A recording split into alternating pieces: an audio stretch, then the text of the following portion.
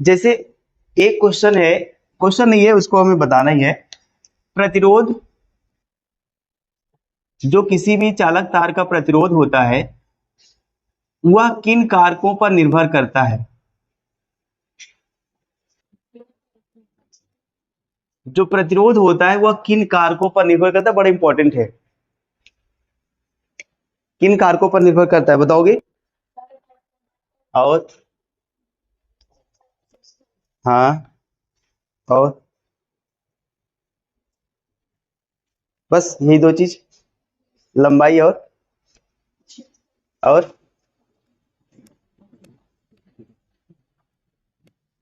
देखो, मैं दो तरीके से आपको बता रहा हूं, दो तरीके से। यहाँ बात वही निकल के आएगी, लेकिन दो तरीके से उसको एक्सपेंड किया जा सकता है, मतलब एक्सप्लेन किया जा सकता है। देखो, पहला तो ये है कि आप सीधा सीधा बता दो सर कि जो हमारा चालक तार का प्रतिरोध होता है पहला, वह लंबाई पर डिपेंड करता है। किसके? लंबाई पर। लंबाई पर मतलब जो चालक तार का प्रतिरोध होगा कैपिटल आर, वह चालक तार की लंबाई के क्या होगा? समानुपाती होगा, या इसे हम लोग बोलते हैं अनुक्रमानुपाती। इसका मतलब है कि अगर आप चालक तार की लंबाई बढ़ा दोगे तो उसका प्रतिरोध भी क्या होगा? बढ़ जाएगा। दूसरी बात, उसका क्षेत्रफल, चालक तार का क्षेत्रफल कितना है? क्षेत्रफल, क्षेत्रफल में क्या बताओगे? जो चालक तार का प्रतिरोध होता है वो क्षेत्रफल की क्या होता है? व्युत्क्रमानुपाती होता है। अर्थात ये है कि जितना मोटा तार होगा, क्षेत्र में जितना मोटा तार होगा उतना कम प्रतिरोध होगा, और जितना पतला तार होगा उतना ज्यादा प्रतिरोध होगा। ये हो गया। तीसरी बात, एक ताप मैं दे दूं, ताप, ये अगर किसी भी तार का ताप बढ़ा दो, सॉरी, अगर हाँ किसी भी तार का ताप बढ़ा दोगे तो उसका प्रतिरोध भी क्या होगा? बढ़ जाएगा। ये होगी। और एक प्रकृति भी होती है, मतलब तार की प्रकृति कैसी है, इसका मतलब, प्रकृति का मतलब वह किसका बना हुआ है, किसका वजह से, मतलब सोने का अलग होगा, चांदी का अलग होता है, और तांबे का अलग होता है, सब में अलग अलग धारा बहती है। तो वो उसकी प्रकृति पर डिपेंड करता है। मतलब जो प्रतिरोध होता है अलग अलग पदार्थों के लिए अलग अलग होता है ना, ये बात हुई। तो ये तो एक था कि आप सीधा सीधा दे दो सर लंबाई, जो चालक तार का प्रतिरोध होता है लंबाई के क्या होता है? समानुपाती। क्षेत्रफल के क्या होता है? व्युत्क्रमानुपाती। और इससे मतलब नहीं है हमारा, ताप के भी समानुपाती होगा, ताप बढ़ाओगे तो क्या होगा? वो प्रतिरोध बढ़ जाएगा। अब देखो इन दोनों को मिला देते हैं, इन दोनों को मिलाओगे, देखो आर आर सेम है ये, और यल इसमें गुणा होगा, यल अपान में क्या होगा? ए। और आर इक्वल टू, इस सिंबल को हटा दे, एक कांस्टेंट आता है रो, ये होगा यल अपान में ए। और यही, ये रो क्या है? रो ये क्या है? विशिष्ट प्रतिरोध है। क्लास 10th में हम लोग ऐसा पढ़े थे। ये जो रो है वो उसे हम लोग क्या बोलते हैं? विशिष्ट प्रतिरोध। तो लेकिन हम लोग विशिष्ट प्रतिरोध पहले ही से पढ़ लिए ना, उस दिन हम लोग पढ़े थे विशिष्ट प्रतिरोध रो इक्वल टू क्या होता है? आर ए अपान में, ये पढ़ लिए थे। अब हमें यहां, अगर मान लो यहां से देना होगा कि प्रतिरोध किन किन कारकों पर निर्भर करता है, तो आपको लिखना होगा आर, और ये होगा इक्वल टू रो यल अपान में क्या होगा? ए। अच्छा, एक बात याद रखिएगा, जब हम लोग इस प्रोपोर्शनल को सिंबल को हटाते तो कोई ना कोई क्या होगा? कांस्टेंट आता है। लेकिन जब हम लोग कोई कांस्टेंट हटाएंगे तो प्रोपोर्शनलिटी का सिंबल लगेगा। ये हो गया, इतनी बात। अब कुछ भी याद हो ना याद हो, सीधा यहीं से दे दो सर कि जो चालक तार का प्रतिरोध होता है लंबाई के बढ़ने से बढ़ जाएगा, और क्षेत्रफल के कम होने से क्या होगा? ज्यादा हो जाएगा। क्योंकि व्युत्क्रमानुपाती है तो ज्यादा हो जाएगा। ठीक है, ये बातें हुई। तो चाहे आप यहां से हेडिंग बना के लिखो, और चाहे आप नो दैट, हम लोग जानते हैं कि रो बराबर ये होता है, यहां से निकालेंगे ये होगा, और यहां से ऐसा निकालेंगे तो ये होगा। ठीक, दोनों लिखाएं, बस ये वाला लिखाएं वो वाला लिखाएं, जो आप लोग को सही लगे। अगर मान लो आ जाता है, मान लो भैया 2 नंबर में 1 नंबर में आ जाता, तो आप, मुझे ऐसा लगता है कि ये वाला ज्यादा बेटर पड़ेगा कंपेरिजन इसके, इसकी तुलना में ये ज्यादा अच्छा रहेगा। क्योंकि आप बताओगे सर, आप बताओगे कि जो प्रतिरोध होता है निम्न कारकों पर निर्भर करता है, पहला लंबाई पर, ये अब वहां पर डायरेक्ट ही बता दो कि बी नो दैट, तो तुम जान रहे हो ना, सब थोड़ी जान रहे हैं, तो ये थोड़ा सा प्रॉब्लम क्रिएट कर सकता है। तो इसी वजह लिखा दे रहे हैं, लिखो। हाँ,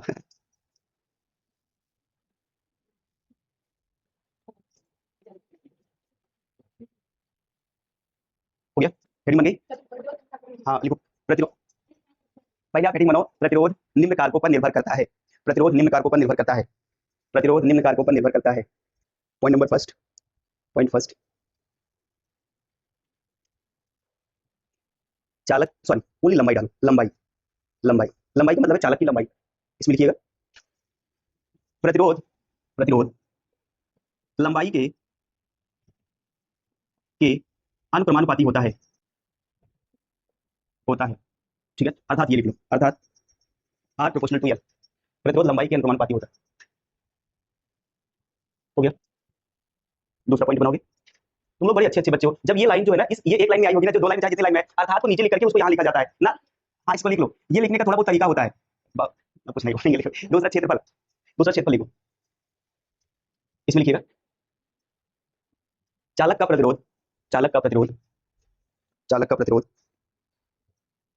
उसके क्षेत्रफल के व्युत्क्रमानुपाती होता है, उसके क्षेत्रफल के व्युत्क्रमानुपाती होता है, उसके क्षेत्रफल के व्युत्क्रमानुपाती होता है, व्युत्क्रमानुपाती होता है। अर्थात R inversely proportional to 1/a, R inversely proportional to 1/a, यही है इनवर्सली प्रोपोर्शनल। आप बताओगे सर ये वाला अंतर तो नहीं दिख रहा, कैसे इनवर्स हो गया, ये कैसे प्रोपोर्शनल हो गया ना? देखो जब दो फ्रैक्शन में आ जाए ना, भिन्न में आ जाए, ये अंश और हर में आ जाए तो उसे इनवर्सली बोलते हैं। और जब क्या होता है हिंदी में समानुपाती और इसे व्युत्क्रमानुपाती या अनुक्रमानुपाती, व्युत्क्रमानुपाती। आगे तीसरा लिखोगे ताप, ताप किसी भी चालक तार का प्रतिरोध बढ़ाने पर, किसी भी चालक तार का ताप बढ़ाने पर, चालक का ताप बढ़ाने पर उसका प्रतिरोध बढ़ता है, उसका प्रतिरोध बढ़ता है, उसका प्रतिरोध बढ़ता है, ठीक है।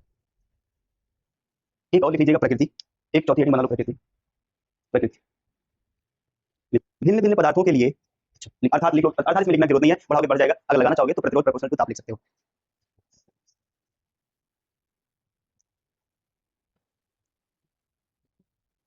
उसके आगे लिखो, उसके आगे भिन्न भिन्न पदार्थों के लिए, भिन्न भिन्न पदार्थों के लिए प्रतिरोध का मान भिन्न भिन्न होता है। लास्ट में आप लोग इमोशनल खींच दिया करो, होता है, ठीक है। हाँ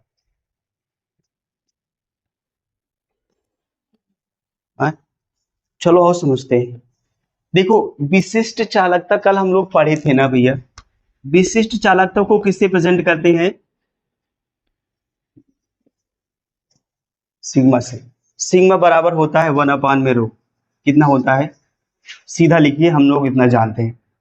और इसका देखो संबंध का मतलब आप जानते हैं, संबंध का मतलब होता है सर विशिष्ट चालकता और धारा घनत्व में कोई एक ऐसा फॉर्मूला बना दीजिए जिसमें ये दोनों हो। तो ये हम लोग धारा विशिष्ट चालकता बराबर जानते हैं, इतना होता है। और कल एक चीज हम लोग पढ़े थे, विशिष्ट प्रतिरोध। विशिष्ट प्रतिरोध को किससे लिखते हैं? रो बराबर क्या होता है? ई अपान में क्या होता है जी, इतना पढ़े थे कि नहीं पढ़े थे? ठीक है, आओ यहां से कुछ हम लोग करते हैं। आल्सो यहां लिख दो, also we know that. Relation निकालते हैं ना इसमें कुछ मान वान रख करके। हाँ क्या हुआ? काजल का हुआ दिया?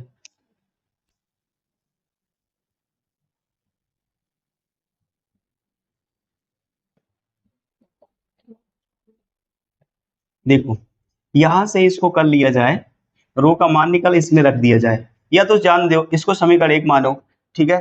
समीकरण 1 में किसका रो का मान रखने पर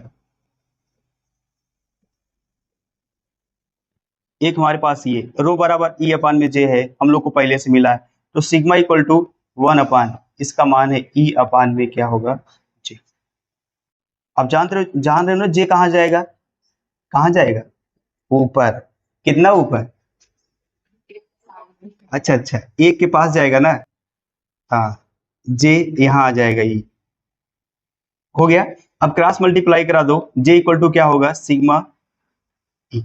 यही होता है वेक्टर फॉर्म में, वेक्टर फॉर्म में जे इक्वल टू सिग्मा। बस बातें खत्म। हाँ इतना छोटा सा लिख लो, बस यही लिखना है। अब ज्यादा लंबा करेंगे तो आप लोग भी थोड़ा परेशान हो जाओगे, इसलिए देखो अभी हम लोग सीखे थे कि भैया अगर आप किसी भी चालक तार का प्रतिरोध बढ़ाओगे या किसी भी चालक तार का ताप बढ़ाओगे, तो ताप मतलब टेम्परेचर बढ़ाओगे, तो प्रतिरोध भी क्या होगा, बढ़ जाएगा। इसको थोड़ा देखते हैं, ठीक है। जैसे मान लो ये कोई चालक तार है, ये कोई चालक तार है। प्रतिरोध को जानते हो ना, कैसे लिखते हैं, कुछ इस तरह से, ये इसका सिंबल होता है प्रतिरोध। जानते हैं, पहली बार देख रहे हैं? वैसे जानते हैं अच्छा अच्छा, हाँ हाँ, 10th में। अब बाकी और कहीं नहीं है। पहली बार देख। ये प्रतिरोध है, इसमें आप धारा प्रवाहित करोगे, ये सीधे जाने दो। अगर आप इस चालक तार का तापमान बढ़ाओगे, तापमान मतलब टेम्परेचर टी बढ़ाओगे, तो ये जो प्रतिरोध है वो भी बढ़ जाएगा। अच्छा, जब आप तापमान नहीं दिए थे तो इसका प्रतिरोध क्या था, शून्य, जीरो था। और जब आप तापमान दे दिए तो इसका प्रतिरोध भी बढ़ जाएगा। मान लेते हैं आप 0 डिग्री सेल्सियस पर, इसका तापमान R0 था, और T डिग्री सेल्सियस पर, T मतलब कुछ ना कुछ आप तापमान दे दिए, ये इसका तापमान क्या हो गया, RT हो गया। RT देखो, ये जीरो ये शो करता है कि आपका ये जो प्रतिरोध लिखा गया 0 डिग्री सेल्सियस पर है, और ये T ये प्रदर्शित करता है कि जो आपका तापमान लिखा गया है T डिग्री सेल्सियस पर लिखा गया, ठीक है। मान लो इतना हो गया। तो आप इस प्रतिरोध का जो आप इस प्रतिरोध की गणना है ना, एक सूत्र से कर सकते हैं। वो सूत्र है R T equal to R0 1 plus alpha T. अभी सिर्फ आप ऐसे पढ़ लीजिए कि सर जो आरटी होता है, आरटी मतलब कुछ समय और टी टेम्परेचर देने के बाद का प्रतिरोध है, और ये 0 डिग्री सेल्सियस पर प्रतिरोध है। और ये तो जान रहे हो टी क्या है, तापमान, और ये क्या है, अल्फा। अल्फा एक कांस्टेंट है, अल्फा एक नियतांक है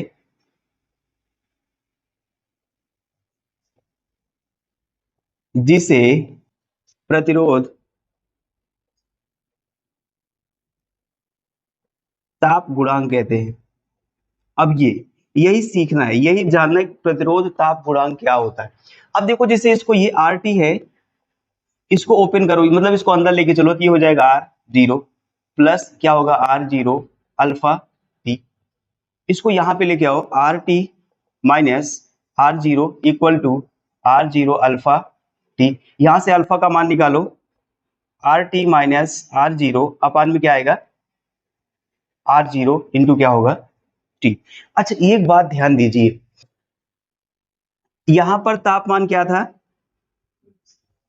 मतलब जीरो था, आप कह सकते हो। यहां पर कुछ ना कुछ बढ़ा है कि नहीं बढ़ा है।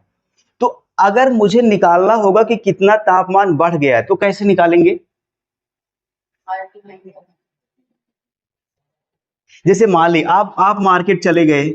जब आप मार्केट गए तो आपके पास 10 रुपए था, मतलब जब आप घर से निकले तब आपके पास कितना, 10 रुपए।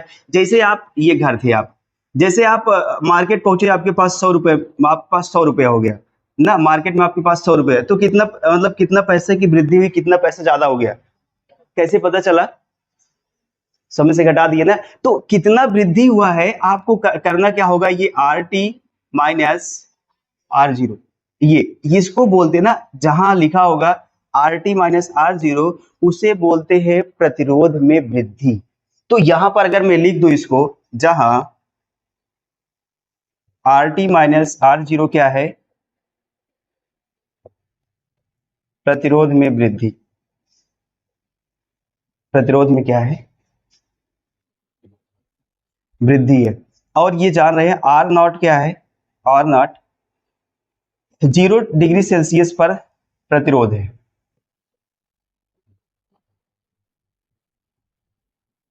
बस ये हो गया। अब इसकी परिभाषा हमें देना है, अल्फा की परिभाषा देना है। तो आप लिखोगे यदि इसका मान R0 का मान क्या हो जाए, 1 ओम, और इस हाँ, इसका मान मान लो, इस टी का मान है ना, ये हो जाए कितना, 1 सेकेंड। तो यहां पर अल्फा बराबर मिलेगा कितना, RT माइनस R0 हैं। यहां पर ये टेम्परेचर है 0 डिग्री से, मतलब 1 डिग्री सेल्सियस। गांधी हो गया। देखो अब परिभाषा थोड़ा समझ लो। देखो ये पहली बार क्या था भैया, ये कोई चालक तार था, इसका 0 डिग्री सेल्सियस पर प्रतिरोध R0 था और T डिग्री सेल्सियस पर क्या RT हो गया। अब उसके बाद देखो यहाँ पर जितना आपको दिख रहा है सब भैया, ये सब क्या है, तापमान है। देखो ना, ये T डिग्री सेल्सियस ये तापमान है, मतलब कंफ्यूज होने की बात नहीं, ये सब तापमान है। ठीक है, अब यहाँ पर देखो हम लोग एक फॉर्मूला जानते हैं, RT बराबर मतलब जो बढ़ा हुआ प्रतिरोध है, RT बराबर R01 प्लस अल्फा टी। ये जो अल्फा है क्या है, प्रतिरोध का ताप गुणांक है। अब यहाँ से इसको देखो गुणा करा दो, इसको अंदर गुणा कराओगे तो ये होगा, इसको इसके पास लेके चले आओ, R0 अल्फा टी बचेगा, अल्फा की वैल्यू निकालोगी, ये इधर आएगा, डिवाइड हो जाएगा।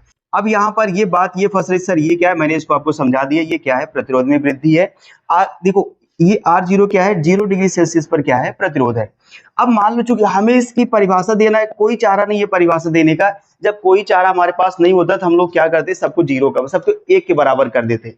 अगर अगर एग्जाम में अगर ऐसी कुछ आ गई, आपको फॉर्मूला पता है ना, जैसे मान लो अभी आया था इसके पहले, ये रो इक्वल टू आया था RA/L। अब इस विशिष्ट प्रतिरोध की परिभाषा मान लो नहीं पता है, तो सबको एक बना दो, किसी एक को छोड़ दो, ये विशिष्ट प्रतिरोध है, प्रतिरोध छोड़ दो, सबको एक बना दो, तो ये हो जाएगा। तो ये होता तरीका थोड़ा परिभाषा देने का। तो हमें क्या करना है, इस सबको ऊपर वाला इसको रहने दो, बाकी सबको एक बना दो। देखो यहाँ पर मान लिए R0 बराबर क्या होगा, एक हो। यहाँ पर मैंने बताया ये सब तापमान है, तापमान, तो ये T बराबर कितना होगा, मान लेते 1 डिग्री सेल्सियस। और ये जब 1 डिग्री सेल्सियस हो जाएगा, पूरा आपको मिलेगा अल्फा बराबर क्या मिलेगा, RT माइनस। इसका मतलब ये है सर कि सर जो किसी भी तार में, किसी भी तार का जो प्रतिरोध में वृद्धि होती है, वही उसका क्या होता है, प्रतिरोध ताप गुणांक होता है। कब, जबकि उस तार का प्रारंभिक प्रतिरोध क्या हो, 1 ओम हो, और उस तार में जो वृद्धि है, ताप वृद्धि है, 1 डिग्री सेल्सियस हो, ऐसा। या आप इसको मिला के ऐसे बोल सकते हो सर कि यदि किसी चालक तार का प्रारंभिक प्रतिरोध कितना हो, 1 ओम हो, तो 1 डिग्री सेल्सियस वृद्धि करने पर जो प्रतिरोध में वृद्धि होती है, उसे हम लोग बोलते हैं ताप गुणांक, प्रतिरोध का ताप गुणांक। यही परिभाषा मैं लिख दे रहा हूं, लिखते हैं, यहां पर परिभाषा लिख दे रहा हूं, यदि किसी तार का प्रतिरोध 0 डिग्री सेल्सियस पर 1 ओम और 1 ओम हो, तो 1 डिग्री सेल्सियस की वृद्धि करने पर 1 डिग्री सेल्सियस की वृद्धि करने पर प्रतिरोध में वृद्धि, प्रतिरोध में हुई वृद्धि को प्रतिरोध का ताप गुणांक कहते हैं।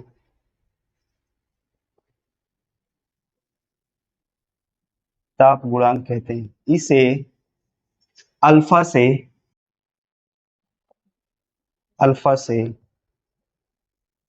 प्रदर्शित करते हैं। इसको बताने का मेरा मकसद ये था, इस पर क्वेश्चन बहुत लगता है भैया, ठीक है, इतना लिख लो। तो यहाँ पर नोट, मतलब नोट तो पहले से बना है, हम लिखते हैं धातुओं के लिए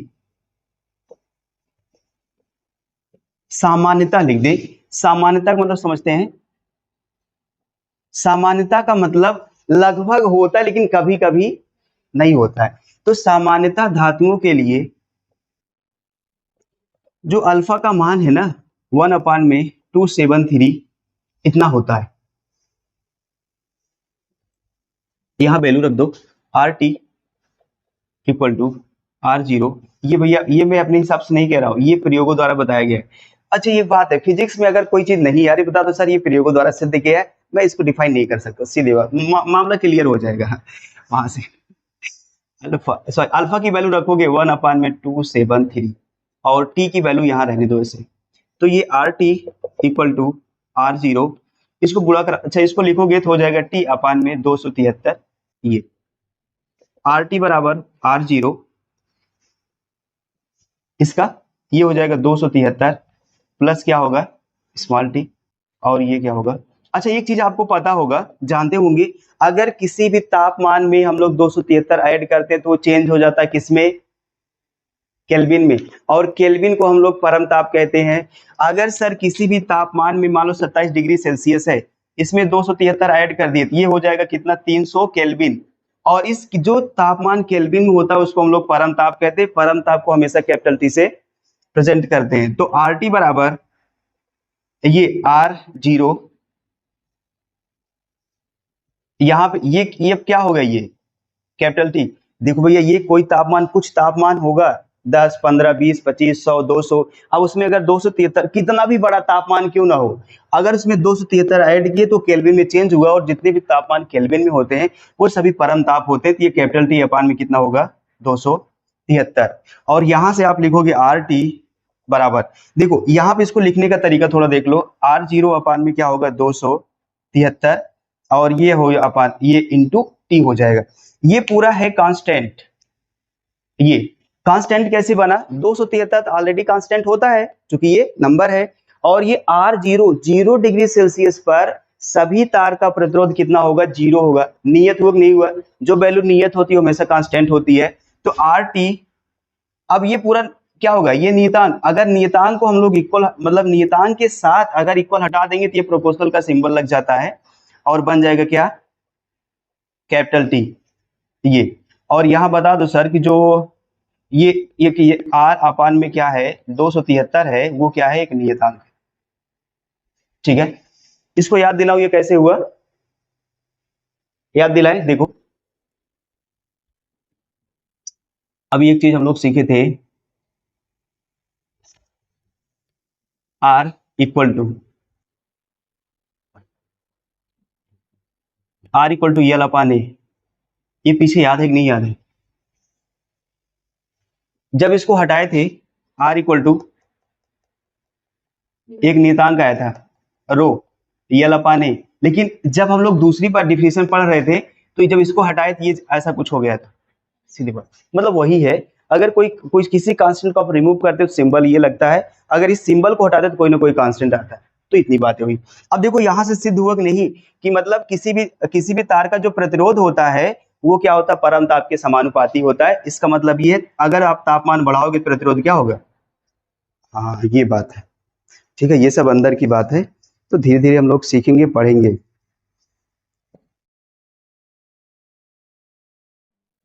हो गया। अतः इससे सिद्ध होता है कि तापमान बढ़ाने से प्रतिरोध का मान बढ़ता है।